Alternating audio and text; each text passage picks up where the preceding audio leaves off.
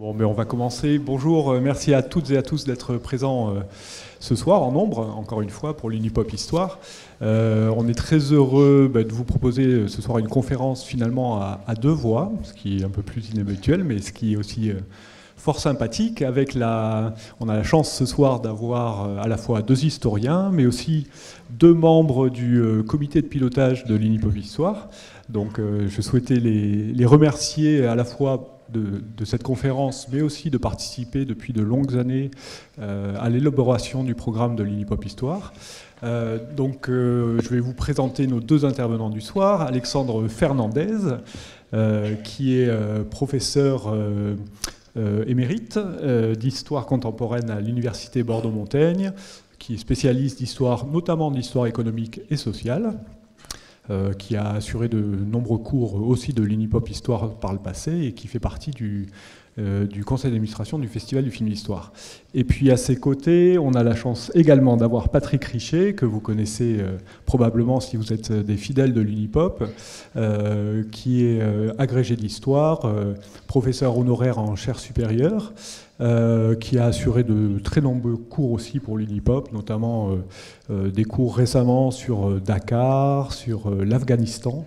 Si je me souviens bien, il y avait eu deux sessions consacrées à ce pays, et puis sur le Japon. Voilà. Donc ce soir, c'est sur la prospection minière, hydrocarbures, au début du XXe siècle. On sait tous ici que voilà, c'est un enjeu important, et ce n'est pas l'actualité qui le démentira, mais on a choisi ce soir de se projeter un peu en arrière, au début du XXe siècle, dans une période charnière, mais aussi très importante pour ces questions-là. Voilà. Donc c'est ça, à cette problématique qui est consacrée cette soirée, et je remercie encore nos deux intervenants d'y participer. Merci beaucoup.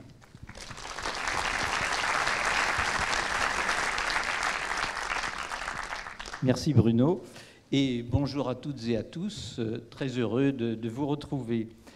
Alors, c'est vrai que quand il y a un an, Alexandre Fernandez avait proposé ce sujet, auquel je me suis tout de suite associé parce que je le trouvais très intéressant, on ne se doutait pas que l'actualité allait nous donner raison à 100%, et même allait valider ce sujet avec puissance. Parce que vous l'avez observé, pas un jour ne passe sans qu'on soit informé de questionnements, de tractations sur des métaux qui ont des noms improbables ou sur des terres rares. Alors une expression qui il y a encore quelques années n'était connue que des spécialistes et qui maintenant fait partie de notre quotidien, littéralement. Tous ces minerais et matières font l'objet donc d'une recherche qu'on pourrait presque qualifier d'effrénée partout dans le monde. En France, même cette année, au début de cette année, a été lancé un nouvel inventaire des ressources géologiques, une démarche qui avait été faite 30 ans auparavant, mais qu'on a décidé de réactiver, pour nous aussi, en France. Même emballement du côté des hydrocarbures, puisque on l'a noté, alors qu'on annonçait pour les années... Alors ça a été d'abord les années 70. On annonçait qu'à partir des années 70, le pétrole culminerait et puis la production arriverait à un sommet et ensuite il y aurait un déclin inexorable. Après, on a décalé ça dans les années 2010 et puis on s'aperçoit que année après année, on décale le fameux peak oil.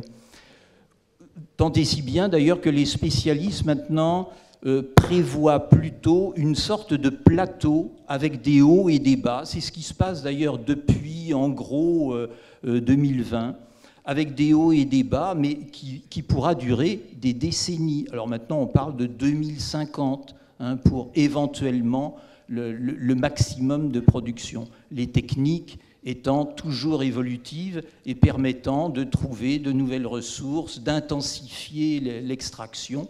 Donc voilà, c'est un domaine là aussi où tout se précipite. Et alors évidemment, le slogan trumpien « Drill baby drill » pousse jusqu'à la caricature cette sorte de frénésie de forage à tout va. Alors évidemment, il faut aussi que l'on précise la notion d'extraction qui est au cœur de notre sujet. Non, de prospection plutôt. La notion de prospection est évidemment la condition nécessaire, mais non suffisante, de la production de ces minerais et de ces hydrocarbures. Alors, de quoi s'agit-il quand on parle précisément de prospection? Il s'agit d'abord, évidemment, de détecter les gisements, soit de façon empirique, ça a été longtemps le cas, c'est-à-dire que la couleur de certaines roches, les inclusions qui sont détectables, quand il s'agit des hydrocarbures, ce sont les suintements, les émanations de gaz qui sont visibles à la surface de la Terre. Ça a longtemps été les premiers indices de présence de gisements. Et puis, évidemment, il y a une prospection plus méthodique, grâce à la géologie, bien entendu, où là, on va chercher les couches, les roches qui sont susceptibles de détenir ces minerais ou de séquestrer le pétrole ou le gaz. Particulièrement, s'agissant des hydrocarbures, on sait que, par exemple, c'est dans les couches sédimentaires du Jurassique inférieur qu'on a les plus fortes chances de trouver des hydrocarbures. Par conséquent, voilà les démarches, si vous voulez, qui permettent d'affirmer s'il y a ou non gisement. Mais évidemment, il s'agit aussi, par des forages d'exploration, de déterminer l'importance de ces gisements, leur composition, c'est-à-dire la teneur en minerais, ou le degré de viscosité du pétrole, par exemple, parce que ça va déterminer le mode d'extraction, la transformation qui va suivre. Évidemment, de ces opérations découleront la faisabilité technique du projet et la rentabilité économique. Évidemment, on ne fait pas de prospection, enfin on ne multiplie pas les prospections s'il n'y a pas de demande, ça va de soi. Mais entrent aussi en ligne de compte les questions d'accessibilité. On ne recherche pas ces minerais ou ces hydrocarbures n'importe où. Encore que maintenant, les possibilités de transport permettent de s'affranchir un petit peu de ces conditions d'accessibilité. Il faut tenir compte aussi de l'environnement, alors de l'environnement social, de l'environnement également technique, politique éventuellement, juridique aussi, qui vont déterminer les conditions de l'extraction de ces minerais et sources d'énergie. Par exemple, les problèmes de main-d'œuvre sont très importants. Y a-t-il une main-d'œuvre disponible sur place? Faudra-t-il la faire venir? La législation compte aussi beaucoup sur la propriété du sous-sol, évidemment. Et puis la fiscalité, on aura l'occasion d'en reparler. Donc, il va de soi qu'on ne va pas se limiter à la prospection dans un sens restreint, qui serait trop technique, mais on va s'intéresser également à la prospection comme première étape déterminante d'un processus qui englobe la production, évidemment, de ces minerais et sources d'énergie. Il est aussi évident qu'il fallait faire des choix. Alors des choix chronologiques et particulièrement aussi des choix, on va dire, industriels, car il n'était pas question de traiter de tous les minerais, mais de certains minerais, de certaines sources d'énergie particulièrement déterminantes. Et là, je pense qu'Alexandre va nous en dire beaucoup plus. Alors, merci Patrick. Mon tour de prendre la parole, d'abord pour essayer de justifier notre choix, enfin, ou de l'expliquer en tout cas, pourquoi cette séquence historique et pourquoi et puis les produits effectivement que l'on a choisi de vous exposer. Alors la séquence, c'est en gros l'extrême fin du 19e et le début du 20e, les années 90-1920, où on va aller juste un petit peu après, mais c'est cette séquence-là, parce que il semble bien que c'est une phase nouvelle de ce phénomène historique majeur qui ne naît pas à ce moment-là, qui a été enclenché pratiquement un siècle plus tôt, vers 1780, comme vous le savez, en Grande-Bretagne, et qui connaît une première phase d'intensification et de diffusion entre les années 1830 et 1860, diffusion à partir du noyau britannique en Europe continentale, occidentale, et également sur le nord-est des États-Unis, hein, c'est pas sur l'ensemble du territoire nord-américain à cette époque-là. Et ce phénomène, il est convenu de l'appeler révolution industrielle, terme qui est évidemment qui peut être discuté, qui a été discuté, et certains lui ont préféré souvent le terme d'industrialisation, qui paraît mieux rendre compte de la progressivité du processus et peut-être aussi de ses aspects plus sociaux. Mais ce terme, concept de révolution industrielle, nous semble quand même garder ses vertus explicatives, notamment en vertu de ses marqueurs, la révolution énergétique, hein, et l'importance de ces aspects énergétiques, le charbon d'abord, et puis le pétrole, on en parlera plus longuement, le machinisme et l'augmentation du salariat qui va avec, l'intensification de l'exploitation minière, on y vient, évidemment fer, plomb, mais aussi, n'oubliez pas, hein, cette période aussi, c'est l'intensification de la prospection et de l'exploitation aurifère. C'est la grande époque, on ne va pas en parler, mais gardez à l'esprit que c'est la grande époque du Klondike, c'est la grande époque de l'exploitation du renouvellement de l'exploitation des mines d'or et de diamants aussi, mais, dans le Transvaal, également en Australie. Enfin, donc c'est toute. Intensification, et parce qu'on repère à ce moment-là, entre les années 90, à partir des années 90, par rapport à la phase du même phénomène, mais la phase antérieure, un changement, une amplification des conditions humaines, des conditions entrepreneuriales, de la prospection et de l'exploitation, ça signifie tout simplement, et Patrick vient de l'évoquer, une mobilisation des ressources en termes de main-d'œuvre, et c'est des quantités sans cesse supérieures d'hommes, essentiellement d'hommes, quelquefois de femmes, mais c'est quand même beaucoup plus souvent des hommes qui sont mis au travail pour la prospection et surtout l'exploitation minière, et c'est une mobilisation à la fois pour la prospection, là aussi, puisque la manière intuitive, hein, de découvrir ne suffit plus, hein, il faut véritablement faire appel à des ressources, alors des ressources humaines d'un autre type, mais aussi surtout des ressources en termes de capital, une mobilisation de capitaux qui est sans commune mesure avec la période précédente et a fortiori avec les périodes d'avant la révolution industrielle. L'attention portée on a porté notre attention surtout, malgré le titre qui est insensé, mais ça allait trop loin, on n'aurait pas su, on n'a pas eu assez de temps.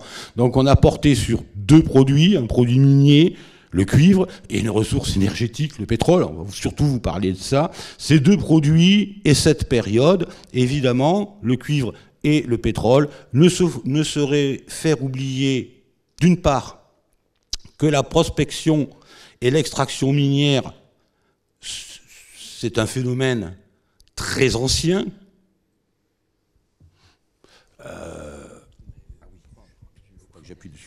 Un phénomène très ancien, disons, sans remonter à la transition du néolithique, on peut avoir assez facilement à l'esprit le rôle, l'importance des mines de plomb argentifère du Lorient autour d'Athènes, et qui sont la condition, très largement la condition de la puissance économique et de la puissance politique d'Athènes au 5e siècle avant Jésus-Christ. Puis la prospection minière est une affaire qui intéresse les Romains, bon, notamment, et déjà l'Hispanie romaine est une terre riche en minerais pour l'ensemble de l'Empire, mais c'est pas la seule évidemment. Des produits qui sont l'or, des produits précieux, mais également beaucoup de non ferreux, dont le cuivre. J'avais participé à un ouvrage, un ensemble de recherches, un ouvrage collectif sur le cuivre il y a quelques années, qui était dirigé par un archéomètre, et donc sur la très très longue durée, et le livre s'appelait 40 siècles d'histoire du cuivre. Enfin, vous voyez, donc effectivement, c'est une vieille histoire, mais également, je vais en dire un mot là quand même maintenant, le fer, surtout le fer parce que il est abondant, c'est le plus répandu, il y en a pratiquement partout, enfin, au moins dans toute région on en trouvera un peu, ou beaucoup, il est abondant, les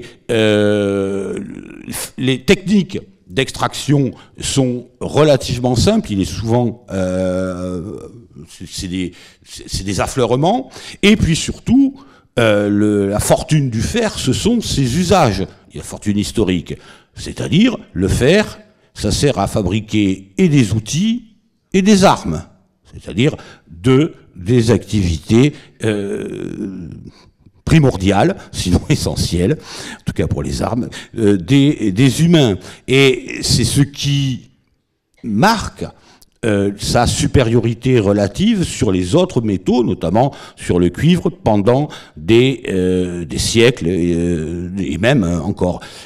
Sa transformation métallurgique est également relativement simple, avec un combustible, pendant très longtemps, qui est abondant et relativement bien répandu, pas également partout, mais relativement bien répandu, c'est le charbon de bois. Dans ces conditions, il y a une progressive croissance, très progressive, mais que on peut repérer une accélération de la production du fer, et également des prospections un peu partout à partir du 15e et du 16e siècle.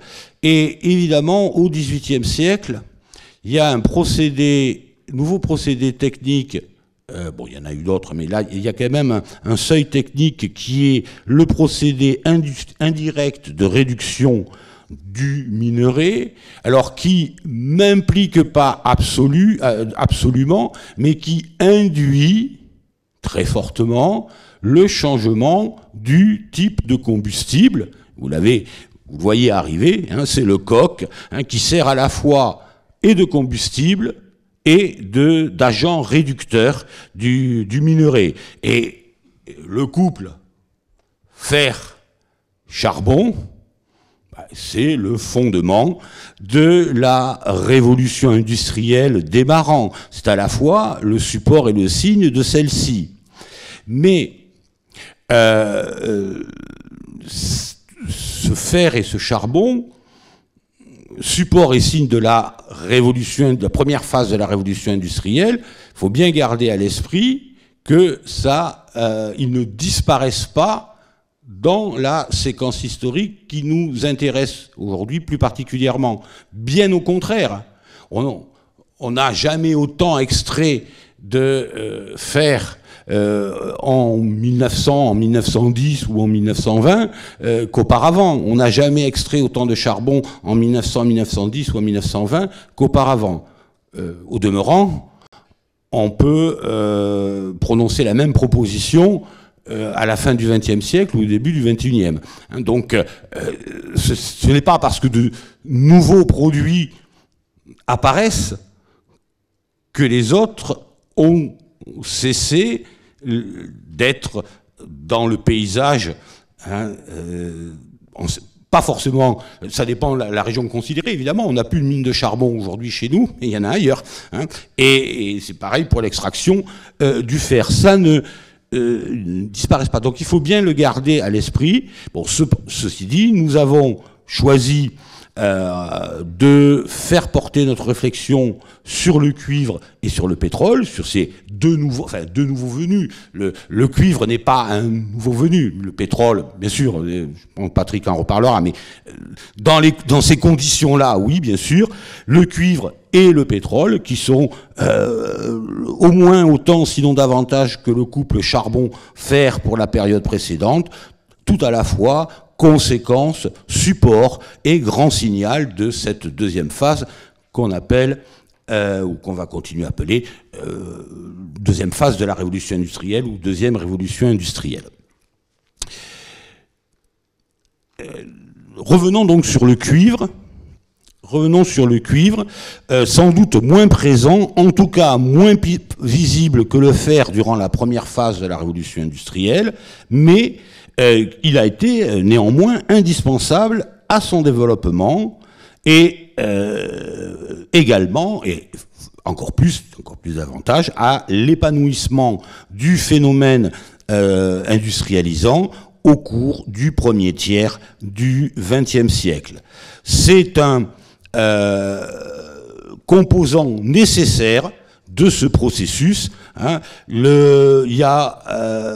et qui demeure encore aujourd'hui. Si vous voulez, on reviendra peut-être dans la discussion sur des chiffres très contemporains. Un très important, c'est que l'économie du cuivre, à la fois extraction, production et transformation du minerai, est sensiblement plus concentrée, voire plus polarisée que celle du fer et de l'acier. Cette polarisation est presque absolue dès le XIXe siècle, à partir notamment de la ville galloise de Swansea. Il y a un premier système du cuivre de l'ère contemporaine, avec les mines en Cornouailles, donc, et la transformation du minerai à Swansea, la ville galloise, qui, à tel point qu'on appelle le district de Swansea Copperpolis, c'est 80% du cuivre raffiné dans le monde à la fin des années 70.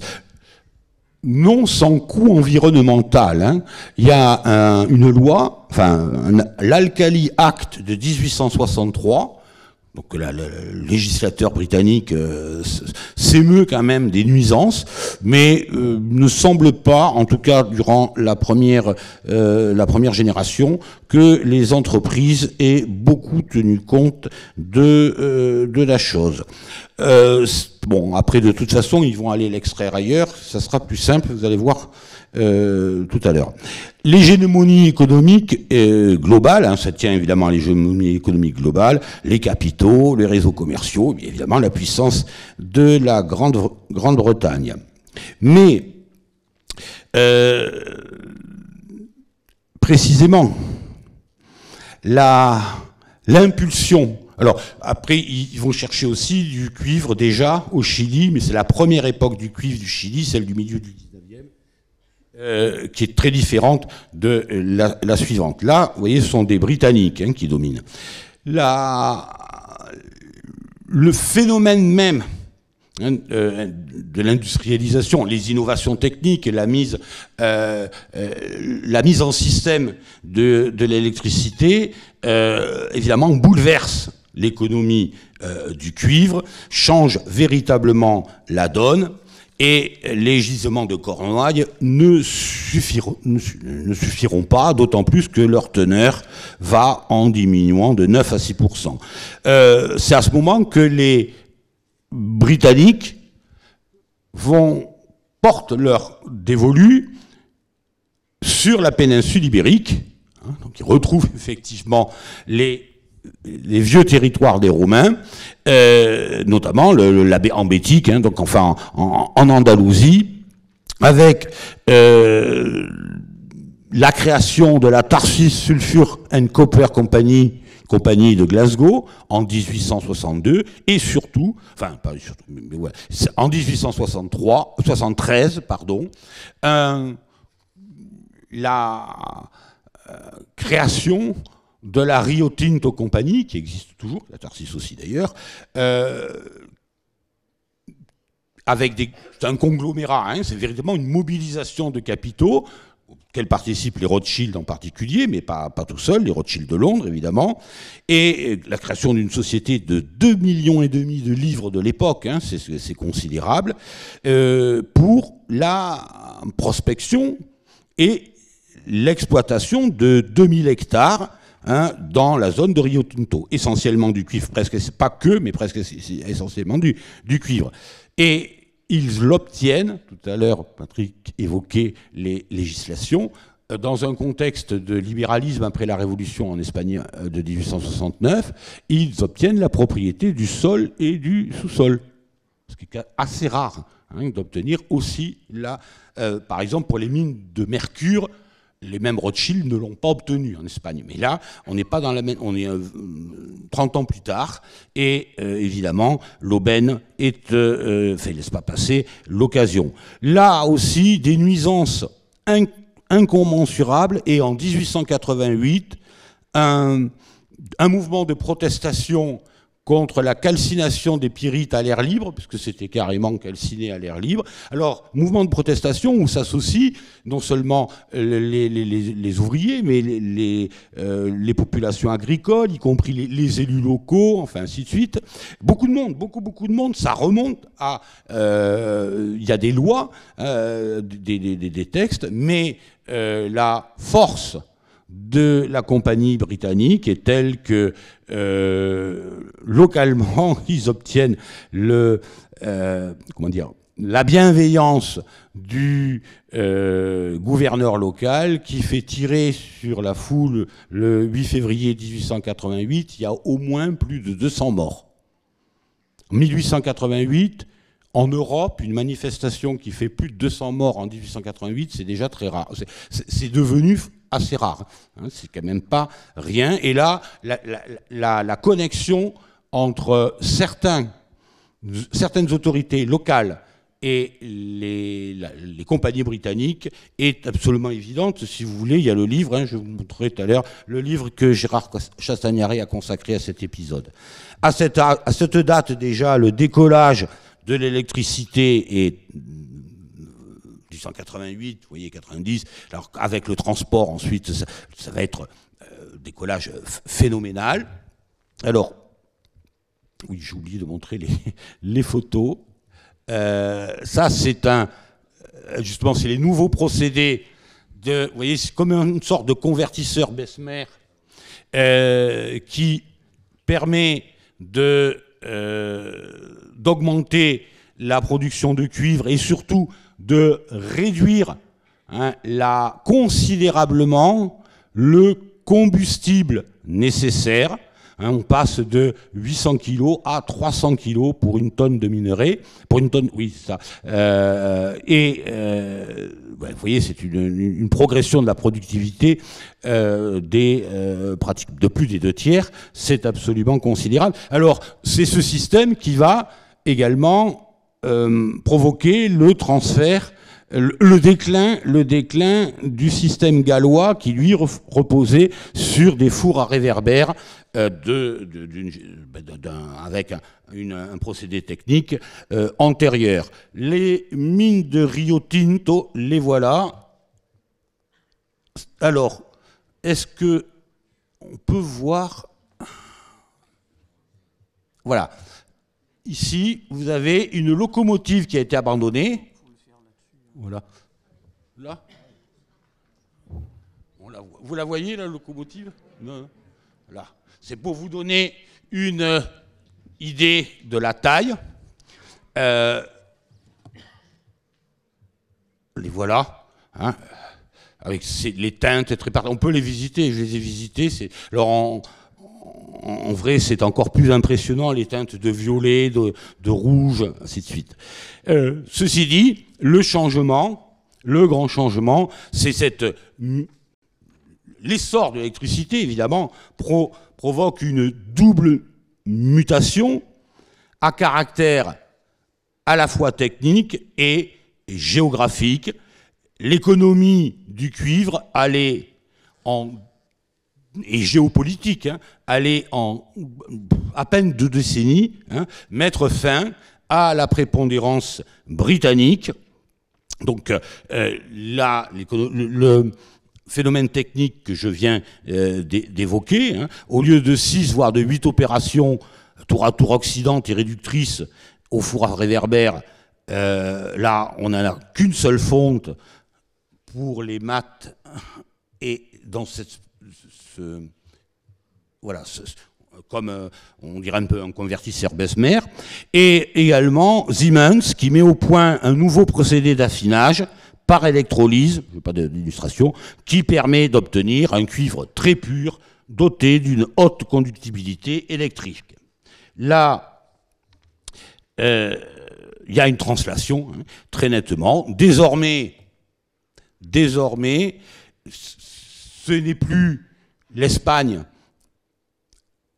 c'est plus le système mines espagnoles, les mines de Cornouailles, pratiquement résiduelles, mines espagnoles et Swansea qui dominent, mais c'est le système qui s'appuie sur les ressources minières des États-Unis, d'abord dans le Michigan et ensuite et surtout dans le Montana, à Butte en particulier, où naît l'Anaconda Copper Company dès 1881 et qui, la seule compagnie, l'Anaconda, dépasse l'ensemble de la production espagnole dès 1891.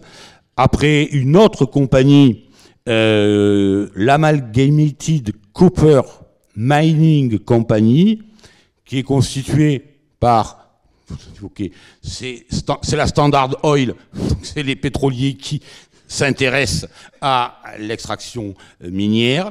Dans le Montana, après le Montana, l'Arizona, puis l'Utah, le Nevada, enfin l'ensemble des Rocheuses sont soumises à prospection et à exploitation.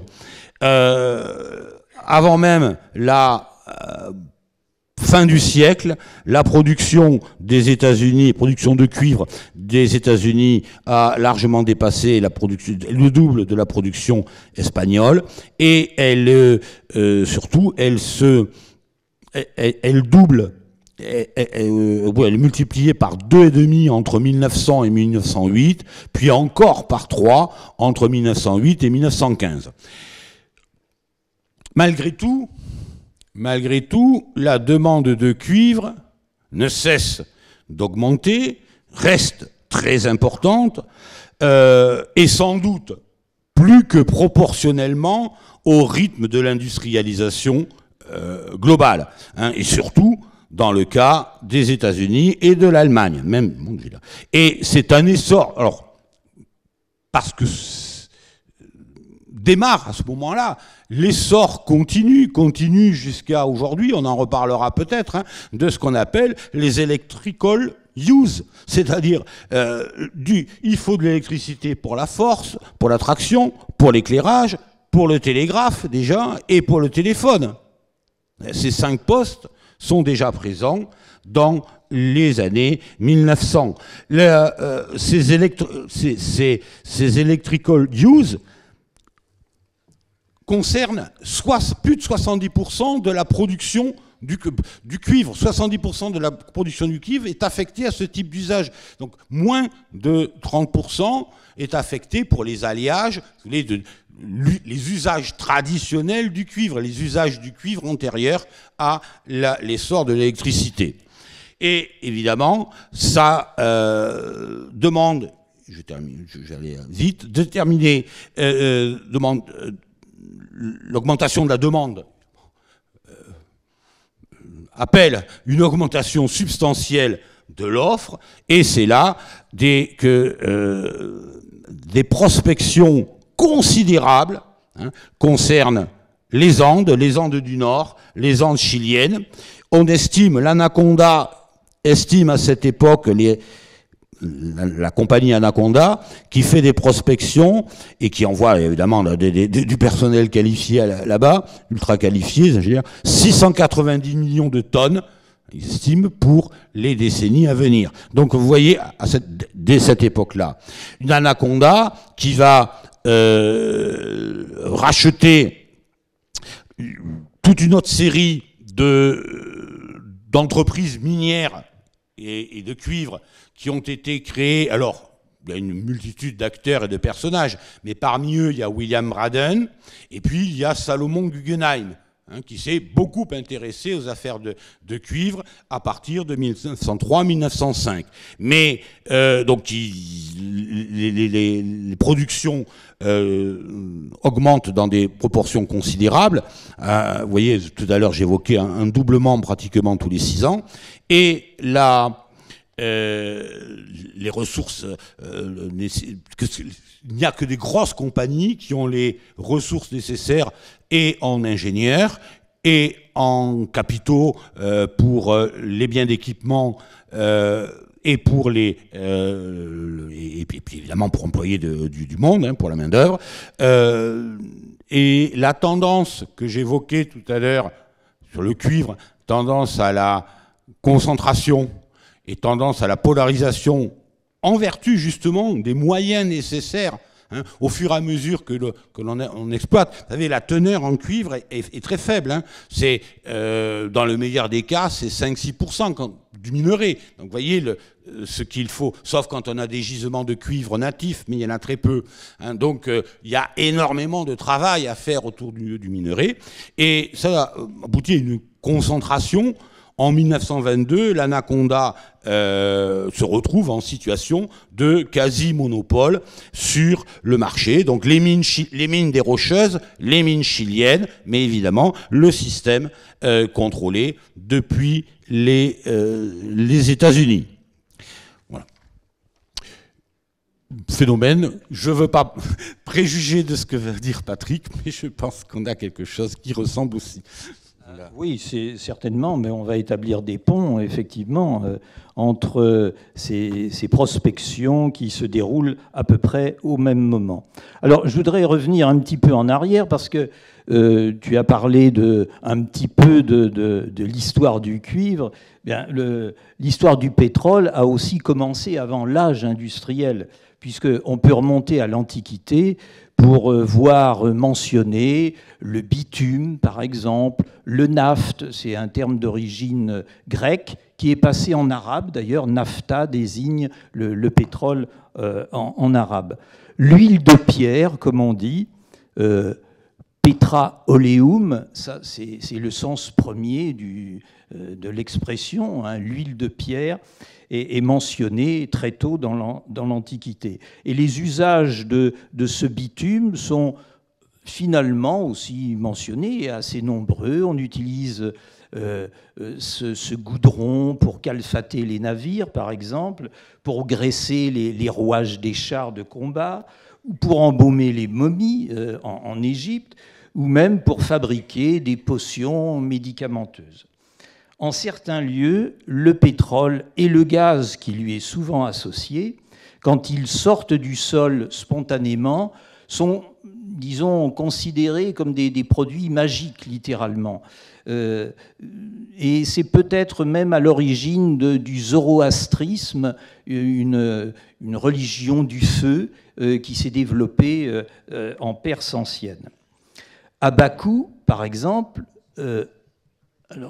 voilà, à Bakou, au 7e siècle avant Jésus-Christ, on a l'attestation d'un temple en forme de cheminée où le gaz brûlait en continu. Et là, je vous montre une gravure russe du début du 19e qui montre encore ce temple qui a brûlé d'ailleurs plusieurs fois et qui a été reconstruit récemment pour les touristes. Il y a en effet, tu en as un petit peu parlé, une sorte de tourisme qui s'intéresse justement aux mines, aux lieux de production, même quelquefois très anciens. Alors, évidemment, un événement va faire basculer le pétrole de l'âge, alors j'appellerais ça l'âge alchimique à l'âge proprement industriel. Et cet événement, il est très daté finalement, c'est celui du 27 août 1859, au Drake Well. Alors, si vous regardez bien sur le Derrick, vous pouvez lire le mot Drake, le nom du personnage que vous avez en premier plan avec son haut de forme pour montrer que c'est lui le donneur d'ordre. Et là, il est avec son technicien qui donc a lui-même travaillé évidemment sur cette installation. Alors, on se trouve à l'est de la Pennsylvanie, sur le bord d'Oil Creek. Alors, le ruisseau de l'huile, c'est comme ça qu'on l'appelait, preuve qu'il y avait déjà la présence du pétrole en surface. On se trouve près d'une petite ville qui s'appelle Titusville. Et celui qui se fait appeler le colonel Drake, alors qu'il n'a jamais été dans l'armée en fait, creuse ici depuis plusieurs mois sans succès. Et puis, un beau matin, eh bien, il trouve son puits envahi de pétrole. Il a mis au point une technique de forage assez simple, un trépan au bout d'une corde, puis qui sera remplacé par un câble, s'enfonce par percussion dans le sol, et à chaque fois on fait remonter le trépan avec une machine à vapeur qui donc ensuite on coupe et ça relâche le trépan. Après on a équipé ces trépans de mâchoires, si vous voulez, rotatives, et là c'est en continu, on ne relève plus le trépan évidemment. Drake a eu une autre idée, c'est d'enfoncer, disons, dans le trou de forage, un tuyau, enfin un tube métallique pour protéger précisément le trépan qui se trouvait souvent piégé par les roches qui s'effondraient. Alors, c'est ce qu'on appelle le procédé américain, stricto sensu, qui sera imité à cette époque partout dans le monde.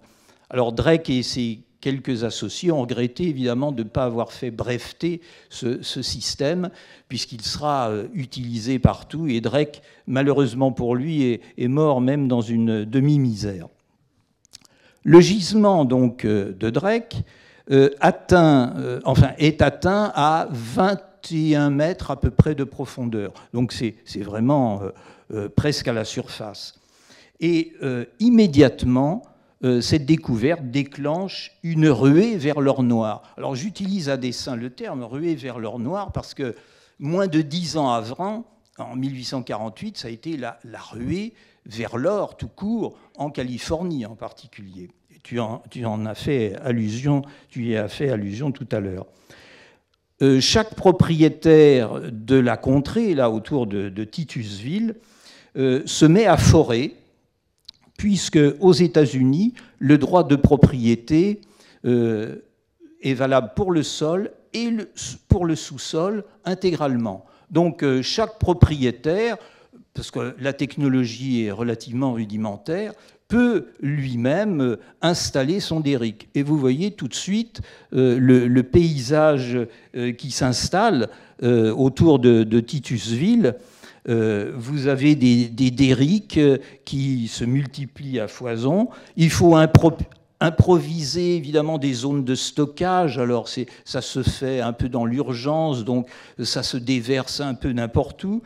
Et puis assez vite, il a fallu penser à un contenant.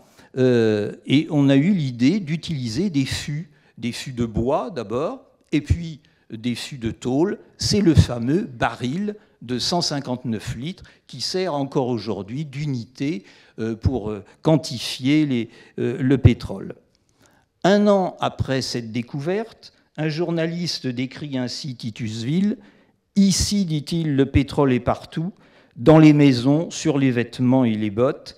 L'air sent le pétrole, les gens sentent le pétrole, tout pue le pétrole. » Si on fait donc de cette date de 1859 la date emblématique de la première découverte importante de pétrole, en réalité, on avait déjà trouvé du pétrole ailleurs. En France, en Alsace, à Pechelbronn, eh bien, dès la fin du XVIIIe siècle, on exploitait déjà un peu le pétrole pour des usages relativement rudimentaires encore. Mais il faut savoir que on a fait, à partir de ce gisement de Pechelbraun, des lubrifiants qui ont été commercialisés par la firme Antar, ça doit vous dire quelque chose. En Pologne, en Roumanie, au Canada, un peu avant même la découverte de Drake, on creuse des puits, mais alors des puits à la main, et on remonte le pétrole par des seaux. C'est donc extrêmement rudimentaire. C'est pour ça que finalement on a un petit peu laissé de côté ces premières découvertes. Alors, pour ceux qui ont vu le film There Will Be Blood, eh bien, ils ont vu que le début du film, justement, résume bien l'évolution de la technologie de recherche, puisque le personnage principal, Daniel Plainview, de chercheur d'or devient chercheur de pétrole en abandonnant le puits creusé à la main pour le forage mécanique. Le film montre aussi les risques et les dangers de l'opération. C'est ce qu'on appelle le phénomène spectaculaire du gusher, c'est-à-dire donc le jaillissement. C'est le premier constaté en 1861, le jaillissement du pétrole sous pression qui tout d'un coup sort et peut provoquer des morts, mais jamais autant de morts que lors des coups de grisou, par exemple, dans les mines de charbon. Alors, autant que pour la ruée vers l'or, la ruée sur le pétrole a provoqué anarchie et violence dans les villes champignons, au nom explicite des villes qui existent encore aujourd'hui en Pennsylvanie, Oil City, Oleopolis, par exemple. C'est vraiment la loi de la jungle qui règne. Tous les coups sont permis pour extorquer d'abord des propriétaires le droit de prospecter chez eux, et puis tous les coups sont permis entre les prospecteurs eux-mêmes qui incendient leurs derricks pour évidemment empêcher les autres de forer. Cette loi de la jungle va gagner d'autres champs pétrolifères découverts progressivement vers l'ouest des États-Unis, d'abord au pied des Rocheuses, puis en Californie, au Texas, dans l'Oklahoma. Et là, je fais allusion à cette affaire terrible de la tribu des Osage qui avait eu la chance d'avoir du pétrole dans leurs réserves. Mais, alors, ils en étaient propriétaires, mais comme ils étaient considérés sous tutelle, eh bien, c'est en fait leur parrain, d'une certaine façon, qui explorait, qui exploitait cet or noir. Alors, le film Killers of the Flower Moon, je pense que ça doit vous dire quelque chose, c'est le film de Scorsese qui est sorti en 2023, raconte toute cette série de meurtres pour s'emparer des ressources minières, enfin des ressources pétrolières de cette tribu indienne. Alors pourquoi une telle fièvre finalement ? Parce que le pétrole va devenir, pour plusieurs décennies, la principale source d'éclairage domestique. C'est ce qu'on appelle le fameux pétrole lampant qui remplace la bougie, la lampe à huile un peu partout parce que le pétrole est bon marché, qu'il est sans odeur et sans résidus de combustion. Un homme l'a compris, c'est Rockefeller, John Rockefeller, créateur en 1870 de la première compagnie pétrolière, la fameuse Standard Oil Company. C'est avec 1859, donc la deuxième date importante, 1870, qui fait passer le pétrole de la période pionnière à la période vraiment industrielle. Alors Rockefeller, a une biographie typique du self-made man américain, sorti de rien, déjà homme d'affaires à 16 ans. Vous voyez, à 24, il achète sa première raffinerie à Cleveland. Alors Cleveland, c'est dans l'État de l'Ohio, à côté de la Pennsylvanie, et Cleveland est un port sur le lac Erie, connu aussi pour ses hauts fourneaux, enfin c'est une ville industrielle déjà très active. Alors dans un premier temps, Rockefeller délaisse La prospection, le forage, ça ne l'intéresse pas. D'abord, c'est risqué. Et puis, il y a énormément de gens qui prospectent, qui cherchent du pétrole. Il ne veut pas se lancer là-dedans. Lui, ce qui l'intéresse, c'est les chaînons centraux de toute la chaîne de production, c'est-à-dire le raffinage et le transport. Et donc là, il va concentrer ses opérations de plus en plus. Il négocie en sous-main des tarifs très intéressants des compagnies, par exemple, de chemin de fer, ce dont ne bénéficient pas ses concurrents. Et quand ses concurrents ont les jarrets coupés, eh bien, il les rachète et évidemment accroît énormément ses capacités. Il multiplie aussi ses filiales. Alors on voit se multiplier les Standard Oil of New Jersey, of New York, of California, of Montana. Donc il se rapproche à la fois de ses consommateurs, mais aussi des lieux de production. C'est autour de 1890 que Rockefeller parachève son empire en ne se limitant plus à la concentration horizontale, mais en prenant le contrôle de toute la filière, c'est-à-dire de la prospection à la distribution. Et cette distribution, elle s'enrichit de produits nouveaux, parce que le pétrole lampant, c'est intéressant évidemment, mais il y a quantité de produits qu'on tire du pétrole de plus en plus. Des lubrifiants, de l'asphalte, de la paraffine, qui va entrer dans la composition du chewing-gum, de la gomina, etc.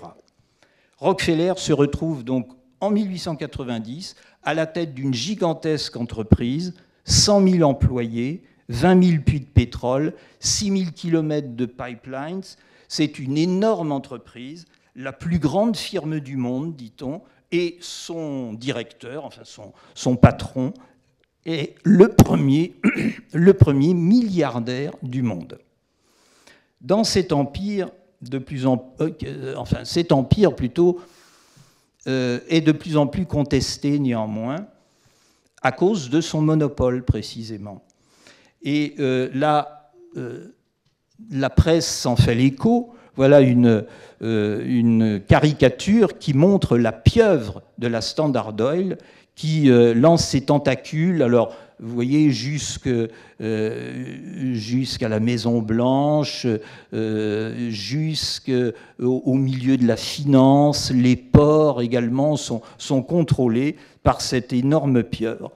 1890, en effet, c'est l'année où est votée la loi Sherman antitrust, qui vise précisément en premier la Standard Oil. Mais il faut attendre 1911, après de multiples recours, avant que cette loi soit appliquée. À ce moment-là, la Standard Oil est démantelée en 34 entités, théoriquement indépendantes, mais des liens vont subsister néanmoins. Donc la Standard Oil de New Jersey va devenir Exxon et vendra ses produits sous le nom d'Esso. La Standard Oil de New York deviendra la Mobil, celle de Californie Chevron, celle de l'Indiana Amoco. Autrement dit, au moment où s'affirme un modèle entrepreneurial inédit, caractérisé par la concentration verticale de toute une filière, eh bien, le pétrole voit s'ouvrir de nouvelles perspectives dans son utilisation. Alors, je fais allusion évidemment au moteur à explosion qui passe du stade expérimental au stade commercial. En 1895 a lieu la première course automobile, Paris-Bordeaux-Paris. Et c'est à ce moment-là qu'apparaît le mot pétrolette, pour désigner les toutes premières motos. Les carburants dérivés du pétrole, que ce soit l'essence ou le fuel, alimentent donc les moteurs à explosion des automobiles, mais aussi les navires de guerre et bientôt les avions. Le pétrole s'avère en effet irremplaçable en raison de ses qualités et de ses quantités qui paraissent infinies à l'époque. Le pétrole, en outre, et à cause de son utilisation, offre à l'investisseur des profits inégalables, car si la prospection et l'exploitation d'un gisement réclame une mise de fonds relativement importante, cela n'a rien à voir avec la mise en exploitation d'une mine, par exemple, ou de hauts fourneaux. Donc les coûts, en plus, ensuite, sont relativement faibles. Quand on a installé le puits, le pipeline, le pétrole coule de lui-même, finalement. Ces perspectives donc, ont incité à la prospection dans des régions du monde, quelquefois éloignées des grands centres de consommation. Et c'est le cas, par exemple, à Bakou, dont je parlais tout à l'heure, en raison de ce temple très ancien. Bakou va devenir, en effet, pendant une décennie à peu près, autour de 1900, la première zone de production pétrolière et va damer le pion même aux États-Unis. Alors Bakou se trouve sur la presqu'île de l'Abchéron qui s'avance dans la mer Caspienne. La ville, enfin la capitale de cette région qu'on appelle l'Azerbaïdjan est donc Bakou. Et cette région appartenait auparavant à l'Empire perse avant d'être annexée, enfin conquise par l'Empire russe. Alors on y constate le pétrole depuis très longtemps, comme je vous l'ai dit, mais deux circonstances vont changer la donne dans les années 1870. C'est d'abord, premièrement, l'arrivée d'un des frères Nobel. Alors, on connaît ce nom, évidemment, mais c'est toute une fratrie de capitaines d'industrie qui ont prospéré dans la fabrication de la dynamite. Et l'aîné de la famille, lui, était venu ici pour acheter en fait du bois, pour faire des crosses de fusils, bref, rien à voir. Mais le capital qu'on lui avait remis, il décide de l'investir dans une raffinerie, précisément, à Bakou. Et c'est le moment, puisque à ce moment-là, à cette date, autour de 1870, le tsar Alexandre II vient d'autoriser la concession de terrains prometteurs autour de Bakou. Les Nobel, donc, créent en 1879 la Bras Nobel, qui regroupe puits, raffineries, compagnies de transport maritime également. C'est d'ailleurs pour la Bras Nobel que sont construits les premiers tankers. Alors des tankers de moyen tonnage encore, puisque c'est pour naviguer sur la mer Caspienne. Et en 1861, 81, pardon, se produit une explosion de tankers qui provoque, retenons la date, 81, la première marée noire de l'histoire. Le boom pétrolier transforme Bakou en ville noire, avec un centre doté de beaux bâtiments, mais une périphérie absolument horrible, comme le montre cette photographie, avec une infinité de derricks, la fumée envahissant toute la région. Et c'est là que s'entassent des travailleurs venus de tout le Caucase. D'autres investisseurs débarquent à Bakou. Alors tu as fait allusion tout à l'heure aux Rothschild de Londres. Eh bien voici les Rothschild de Paris maintenant, intéressés. Alors eux c'est de purs financiers, des banquiers, mais ils sont intéressés, enfin ils ont humé l'odeur de pétrole et sentent l'intérêt d'investir dans cette production. Alors eux au début étaient venus là pour financer précisément un chemin de fer qui allait de Bakou à Batoum.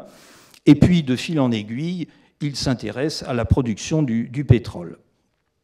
Alors, la Standard Oil a essayé de s'insérer également sur place, mais les Nobel et les Rothschild ont fait barrage d'une certaine façon et la Standard Oil n'a pas pu s'implanter. Donc, Rothschild et Nobel se retrouvent face à face et se livrent à une guerre des prix féroce. Les Rothschild jouent, eux, la carte à fond de l'exportation en s'associant avec un nommé Marcus Samuel, qui est un importateur en Angleterre, à Londres, qui s'est spécialisé dans l'importation des coquillages d'Extrême-Orient. rien à voir a priori avec le pétrole. Mais il a donné comme nom le nom de Shell à son entreprise. Et donc, c'est lui qui va devenir le transporteur du pétrole des Rothschild. Et donc, vous savez que cette Shell est amenée à avoir un destin pétrolier évidemment très important. Donc, c'est à partir de 1892 que la Shell se spécialise justement dans le transport de pétrole, alors vers l'Europe, mais également vers l'Asie, où les quantités de pétrole sont relativement modestes. Encore, on a trouvé du pétrole à Sumatra, à Bornéo, ou en Birmanie également, mais dans des quantités relativement faibles. Donc le forage à Bakou et autour redouble d'intensité, et c'est là qu'on voit se multiplier les gushers dont je parlais tout à l'heure. Mais il y en a un qui est particulièrement connu, c'est celui qui jaillit en 1898 du puits de Balakani, puisque un photographe est sur place, d'origine française, Alexandre Michon, qui, avec du matériel des frères Lumière, eh bien, fait la première captation d'un gusher en action, si vous voulez. Alors, j'ai retenu que cette image, mais sachez qu'il existe un petit film de 40 secondes montrant le geyser de ce pétrole. C'est le tout premier film d'Azerbaïdjan. Les Azerbaïdjanais disent que leur premier film, eh bien, c'est ce film qui montre le pétrole qui jaillit du sol. Autour de 1900, je vous l'ai dit, la production de Bakou est supérieure à celle des États-Unis et elle représente à peu près la moitié de la production mondiale. Mais cette situation ne va pas durer et c'est là que le paramètre, si vous voulez, sociopolitique intervient. Parce que les conditions de travail très dures favorisent la propagation des idées socialistes. En 1903-1904, des grèves insurrectionnelles éclatent à Bakou,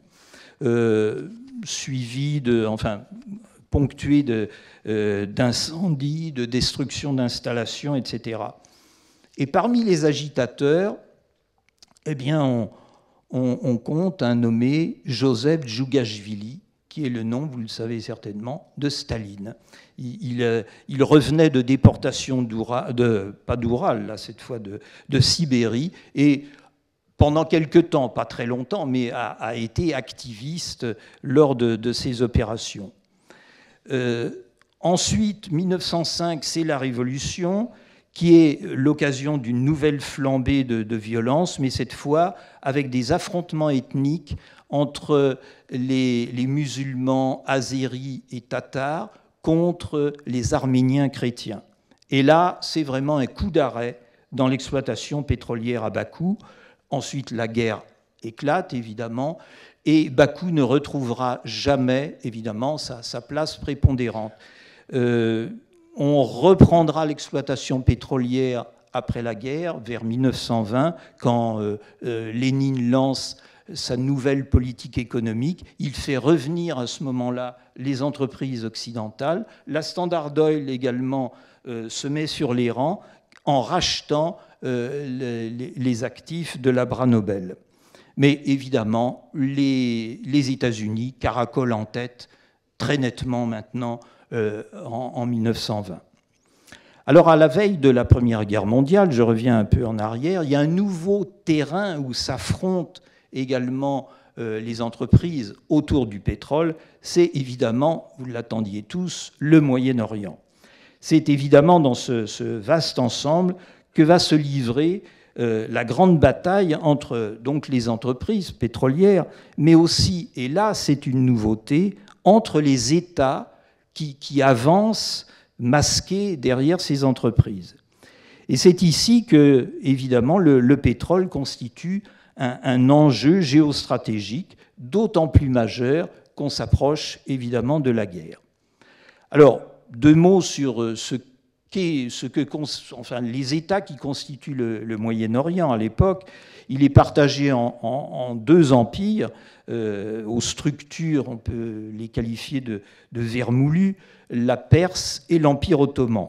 Deux États sous-administrés, sous-équipés en matière de transport surtout, au système fiscal archaïque, et ce qui les condamne à dépendre de plus en plus des grandes puissances. Alors l'acteur majeur ici est la Grande-Bretagne, dont on a peu parlé jusqu'à présent. Certains responsables britanniques se sont en effet rendus compte que le charbon sur lequel la Grande-Bretagne a fondé sa prépondérance industrielle, s'il est loin d'être épuisé, c'est ce que tu as dit tout à l'heure, eh bien, néanmoins, ce charbon ne répond plus comme moyen de propulsion au défi de la vitesse.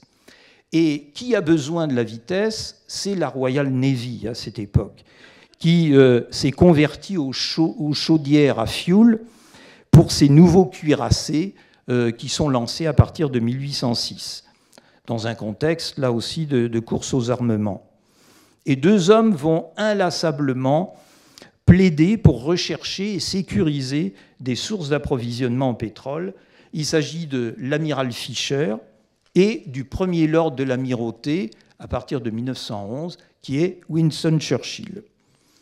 Alors d'abord, il se dirige vers la Perse pour rechercher ce pétrole.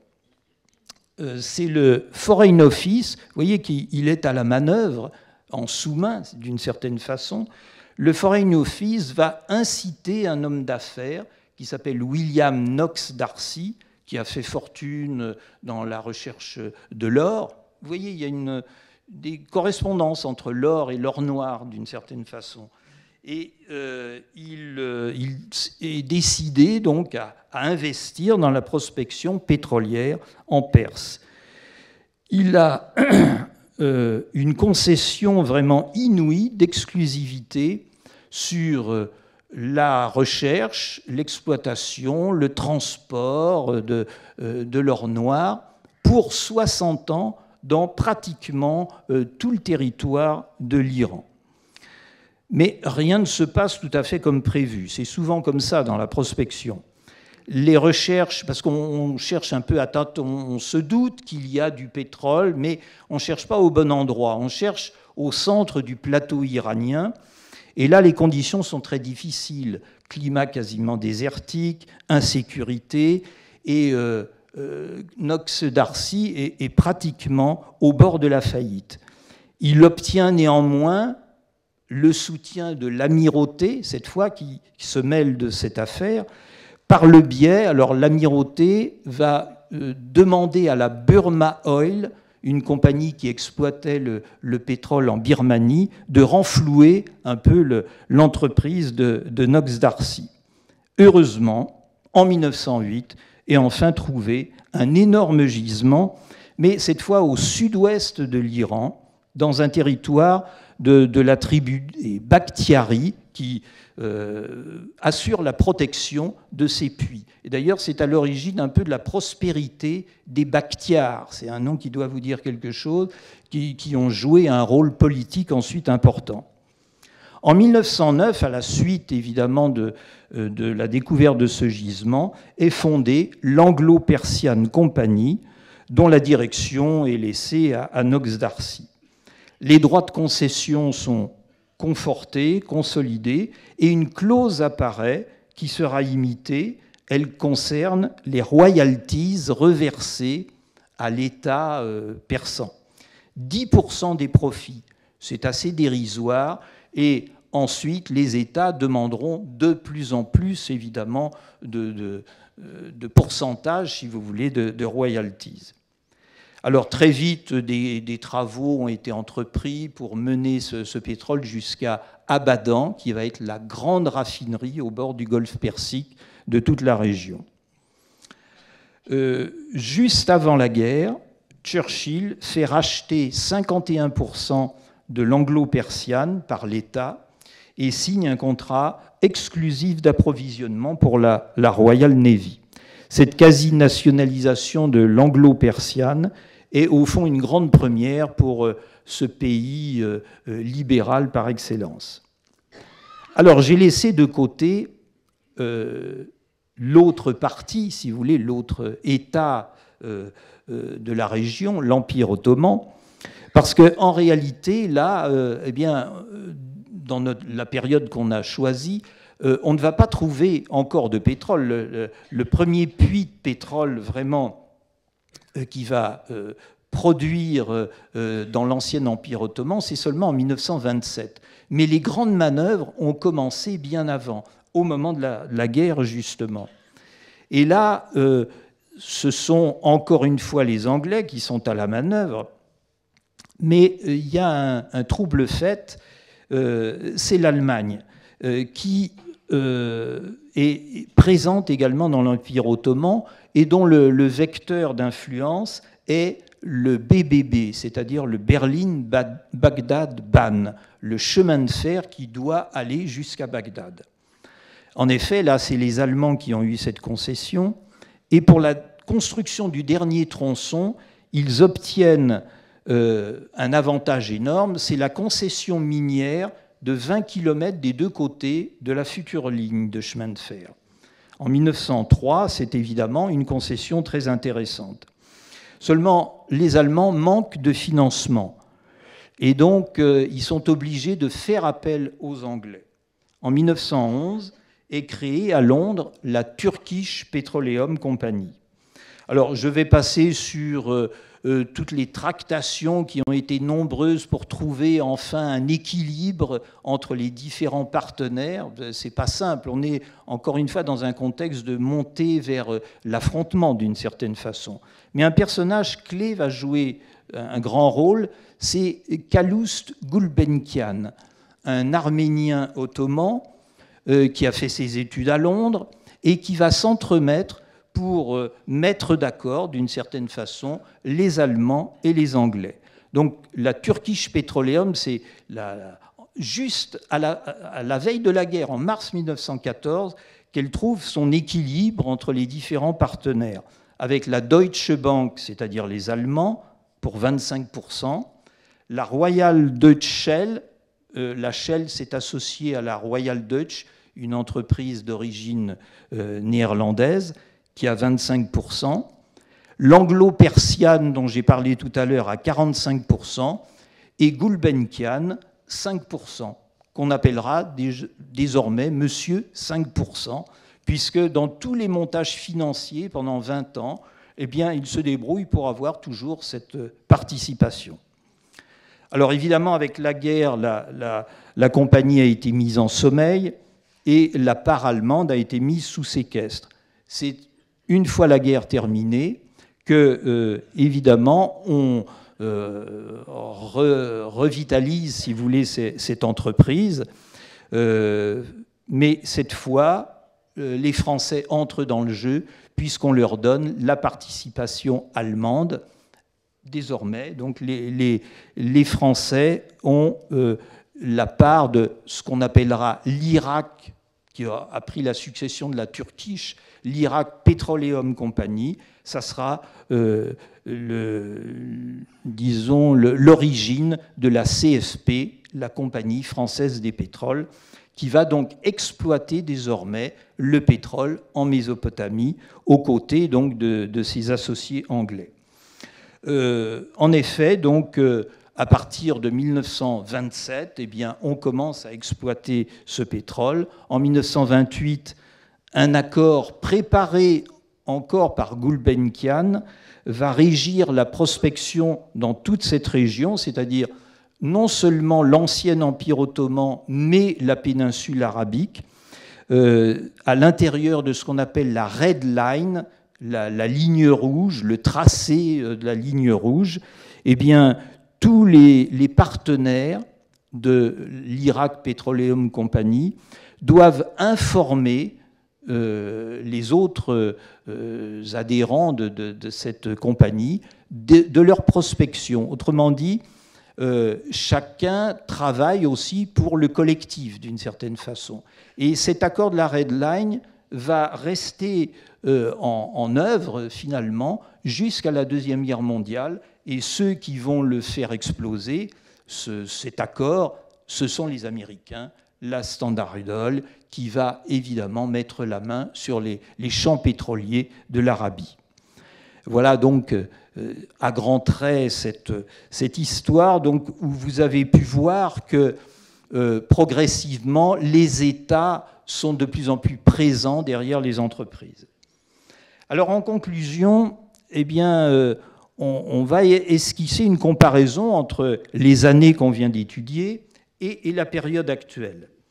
Il y a beaucoup de paramètres, évidemment, qui ont beaucoup évolué dans la prospection. Je n'insiste pas sur les aspects techniques. Maintenant, on développe les recherches avec les techniques offshore, donc en mer. On creuse de plus en plus profondément. On pratique ce qu'on appelle la fracturation hydraulique pour pomper le plus de pétrole, évidemment, du sous-sol. Bon, je n'insiste pas là-dessus.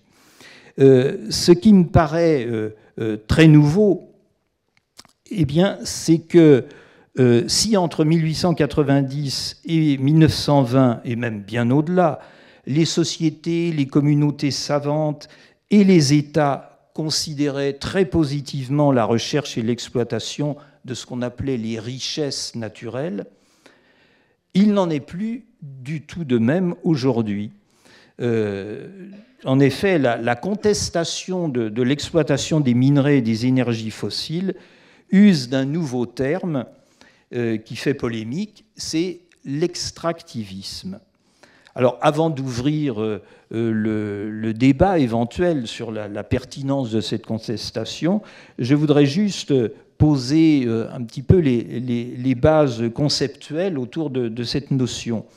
Parce qu'il existe en fait deux termes. Le terme extrativismo, sans le C, extrativismo, qui est un terme utilisé par les Brésiliens. Ce terme est apparu en effet au Brésil dans un sens particulier, puisqu'il se rapporte à la pratique de la cueillette des produits, surtout forestiers, destinés à la commercialisation, mais dans le respect de la conservation du milieu. Il existe ainsi à Belém un conseil national de propriétaires extractivistes qui compte environ 2 millions de personnes. Mais le terme ensuite s'est exporté dans toute l'Amérique latine et il a pris un tout autre sens. C'est un biologiste uruguayen qui s'appelle Eduardo Goudinas qui en 2015, alors dans un ouvrage qui malheureusement n'a pas été traduit, propose la définition la plus complète de l'extractivismo, alors en insérant le C cette fois, qui se caractérise par 3 points, selon lui. Premièrement, un niveau d'intensité très élevé. On prélève donc un maximum de minerais, d'hydrocarbures, etc., du sous-sol, ce qui entraîne des impacts environnementaux irrémédiables. Deuxième critère, selon lui, une part d'au moins 50% de la ressource est destinée à l'exportation. Et enfin, cette ressource qui est exportée majoritairement l'est sous la forme brute, sans transformation. Donc voilà les 3 critères. Donc intensivité de l'exploitation. Deuxièmement, une part d'au moins 50% pour l'exportation. Et enfin, donc, la ressource exportée sous forme brute. Donc pour résumer, on pourrait dire qu'il existe une forme d'extractivisme durable et un extractivisme, cette fois, prédateur. Au fond, peut-être les 2 faces d'une même médaille, en bronze ou en cuivre, ce qui fera plaisir à Alexandre. Voilà, je vous remercie.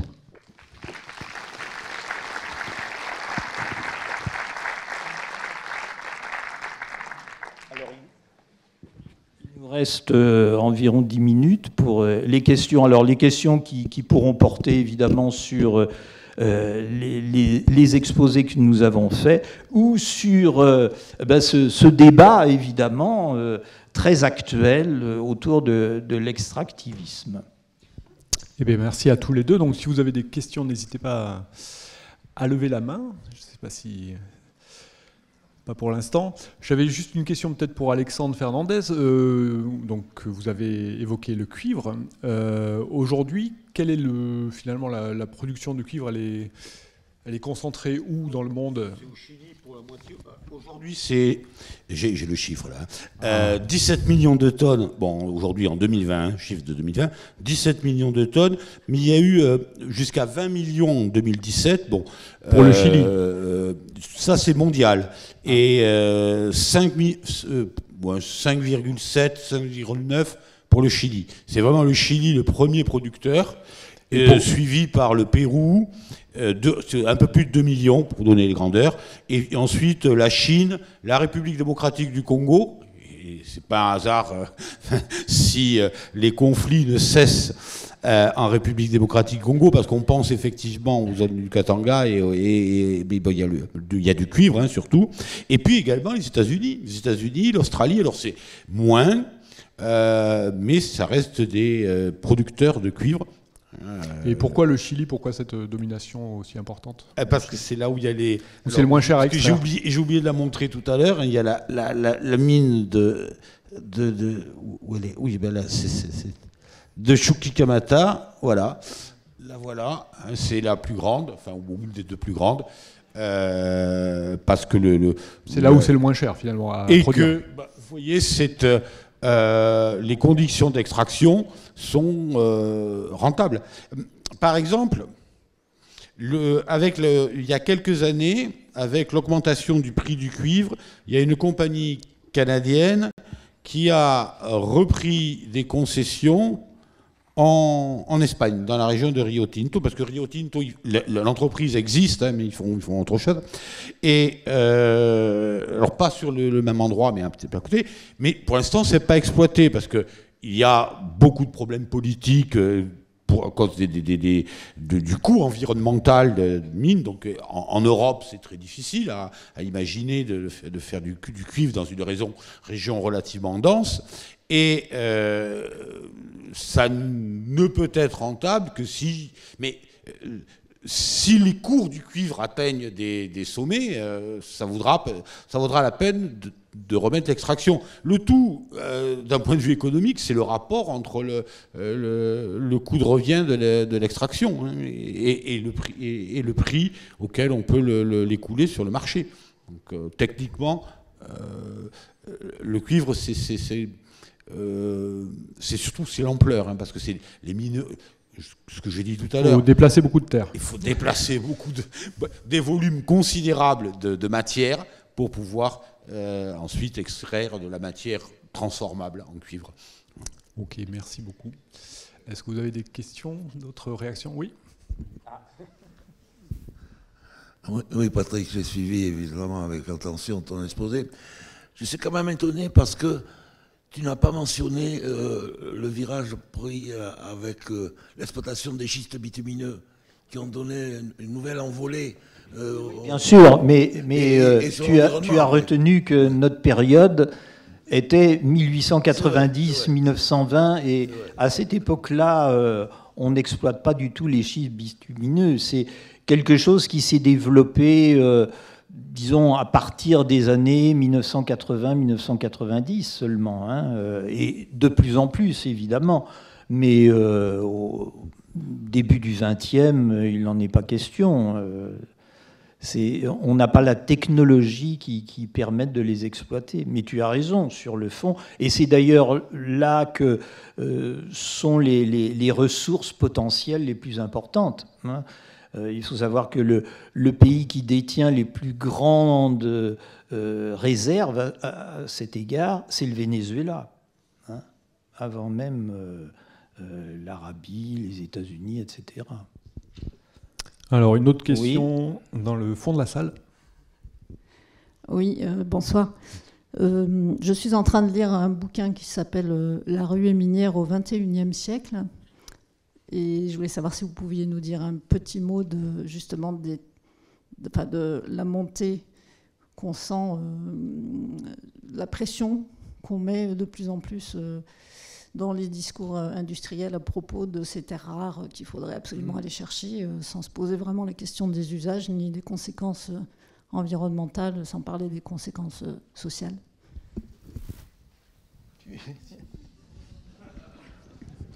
On parle de terres rares, c'est des minerais. Oui, bon, l'expression désigne toute une série de ressources connues et enfin déjà très largement employées, et d'autres qui, jusqu'à présent, il y a eu des mots tout à l'heure, tu évoquais les mots nouveaux qui sont entrés dans le vocabulaire de chacun, lithium, enfin ce genre de choses dont on ne parlait pas. Bon, voilà. Alors tungstène, on en entendait parler plus longtemps, mais il y a toute une série rien que des métaux, hein, je vous rappelle, je vous renvoie à la table, hein, la table des chimistes. Après la question des usages, il y a une contradiction dans les termes, enfin dans la politique en quelque sorte, qui est celle de et là c'est pour ça qu'on c'est pas non plus par hasard qu'on a associé le cuivre et le pétrole, parce qu'ils sont des marqueurs de la période sur lesquelles nous sommes exprimés, mais qui sont aussi les enjeux de la période à venir, quoi. C'est-à-dire que il n'a échappé à personne que si l'on pose comme horizon la décarbonation, ça suppose de l'autre côté une électrification intensifiée. Et qui dit électrification intensifiée dit effectivement intensification de la prospection minière. Et bon, là, il n'est pas sûr que les dégâts environnementaux des implantations minières soient moindres que les dégâts environnementaux des implantations pétrolières. Je vous assure, ça fait des dégâts et ça fait beaucoup de mal pour ceux qui travaillent, peut-être davantage que le pétrole. Enfin, mais après, c'est des... voilà... Nous, en historien, moi je suis historien, je me prononce pas sur ce que seront les choix politiques et les choix économiques des 15 ou des 20 années à venir. Alors merci. Une autre question peut-être ? Alors je crois qu'il y avait une question là-bas. Ouais, j'arrive.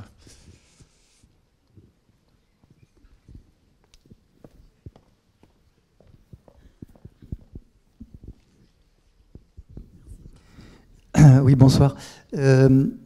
Ma question ne va pas forcément porter sur la période historique que vous avez traitée, mais comme vous avez parlé d'extractivisme, vous ouvrez quand même un petit peu sur l'avenir.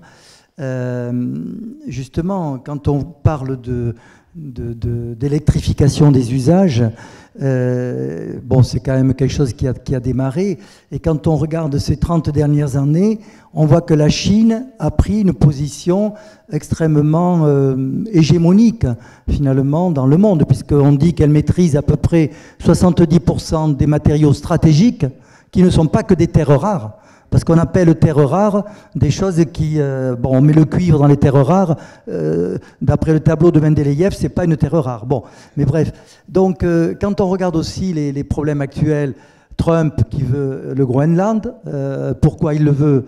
Il s'intéresse à l'Ukraine, pourquoi il le veut ? Il s'intéresse aussi à la République démocratique du Congo. Pourquoi il veut tout ça ? Donc, il y a une course effrénée à ces matériaux-là. Et la Chine a pris un avantage stratégique extrêmement important. Donc comment vous voyez un petit peu le positionnement, non seulement de l'Amérique, qui a quand même un sacré retard là-dedans, et parlons pas de l'Europe. Oui, ben c'est certain, mais déjà vous tracez un petit peu le tableau, hein. Alors, si la Chine a pris cette avance, c'est que c'était la seule façon pour elle de s'affirmer, puisque la Chine est relativement pauvre en pétrole, elle est riche en charbon, mais on l'a dit, le charbon, c'est certainement pas l'énergie du futur. Elle est obligée à avoir recours au charbon, bien entendu. Mais ce qui l'intéresse, c'est évidemment la nouvelle gamme, si vous voulez, de minerais qui sont indispensables, comme vous l'avez dit, à l'électrification. Et là, la Chine a judicieusement choisi ce segment, puisque elle manque de pétrole et qu'à ce moment-là, elle était obligée de l'importer. Donc elle a effectivement accéléré dans ce domaine. Les États-Unis, eux, ils sont quand même dominants dans pas mal de domaines. Hein. Il ne faut pas non plus négliger leur part énorme. Hein. Quant à l'Europe, l'Europe, effectivement... elle a raté un petit peu ce coche-là et ça va être difficile de le rattraper. Les deux producteurs européens les deux producteurs de pétrole en Europe ne sont pas dans l'Union européenne, Norvège et la Grande-Bretagne. Et donc, c'est effectivement... Quant à principales ressources énergétiques, vous les connaissez en Europe, c'est le charbon lignite germano-polonais et effectivement la transformation de l'uranium pour faire de l'énergie nucléaire en France. Donc voilà les enjeux, hein, qui sont là. Ben, en tout cas, je crois qu'on a atteint la limite de l'heure, mais merci beaucoup en tout cas à tous les deux pour cette conférence, et puis merci à vous.